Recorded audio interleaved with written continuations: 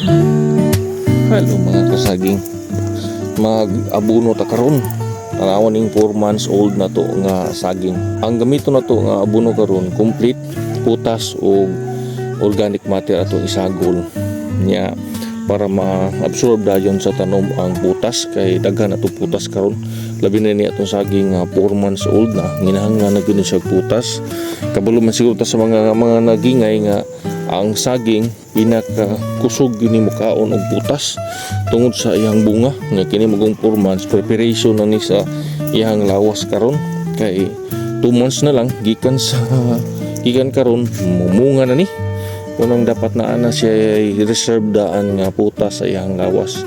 kay next abono na to ani ang daghan na po na tong ilabay urea na pod so karon daghan ang ilabay na to nga putas nya sa gulan na to daan og kining nitrate base nga abono para makaon dayon og kini magong putas dili maguni nitrate base wala mo ko kabalo og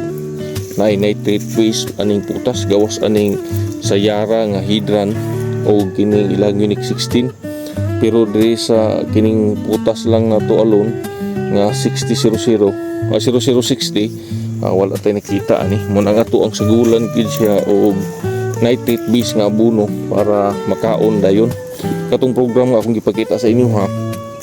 ang katong 45 grams nga yara mo to'y nitrate base akong isagol para makaon dayon sa lamang saging.